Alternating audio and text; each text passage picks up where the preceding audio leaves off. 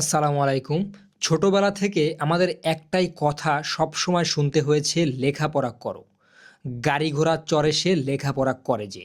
আমাদের সমাজ, আমাদের পরিবার আমাদের মনে গেঁথে দিয়েছে যে যদি তুমি ভালো রেজাল্ট করে থাকো তাহলে একটা বড় ডিগ্রি পাবে, তবেই তুমি জীবনের সফল।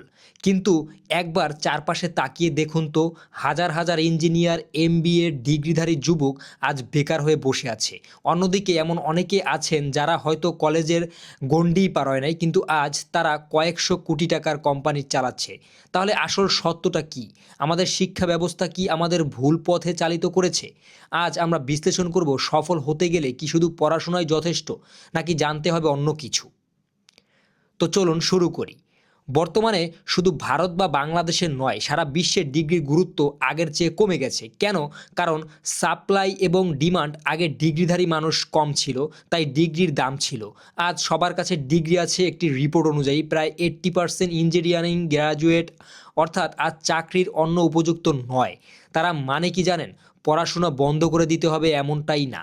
পড়াশোনা আপনাকে একটি ডিগ্রি দিবে, অর্থাৎ ডিসিশন শেখাবে, আপনার চিন্তাভাবনার জগৎ খুলে দিবে। কিন্তু সমস্যাটা হলো, আমাদের স্কুল কলেজের পাশাপাশি আমাদের কি ভাবতে হবে, হোয়াট টু থিঙ্ক, সেটা শিখতে হবে। কেন, কিভাবে ভাবতে হবে, তো সেটা শেখায় না, সেই অন্য কিছু কি। অর্থাৎ আমাদেরকে স্কিল শিখতে হবে। যদি সফল হতে চান তবে ডিগ্রির বাইরে আপনাকে 4টি বিশেষ জিনিস শিখতেই হবে, যা কোনো পাঠ্য বইয়ে নেই। অর্থাৎ ফাইন্যান্সিয়াল লিটারেন্সি। অর্থাৎ আমাদের স্কুলে লাভ ক্ষতির অঙ্ক শেখানো হয়, কিন্তু আয়কর ট্যাক্স কিভাবে দিতে হয়, টাকা কিভাবে ইনভেস্ট করতে হয়, কিংবা মুদ্রাস্ফীতি কিভাবে, তা শেখানো কিন্তু হয় না। টাকা উপার্জন করা একটি জিনিস, আর সেই টাকাকে ধরে রাখা বা বাড়ানো সম্পূর্ণ আলাদা।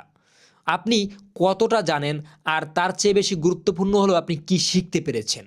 অর্থাৎ ইন্টারভিউ বোর্ড থেকে শুরু করে ব্যবসা, সবখানে আপনার কথা বলার ক্ষমতা বলে দিবে আপনাকে আপনি কতটুকু শিক্ষিত। তো আপনি কি বুঝতে পারলেন? ডিগ্রি আপনাকে দিতে পারবে না এসব। প্রবলেম সলভিং মাইন্ডসেট আপনার থাকতে হবে। অর্থাৎ বইয়ের বাইরেও কিন্তু আপনার কিছু জিনিস শিখতে হবে। বাস্তব জীবনে কোনো একটি সমস্যার সমাধান খুঁজতে শিখুন। পৃথিবী সেই মানুষকে টাকা দেয় যে সমস্যার সমাধান করতে পারে।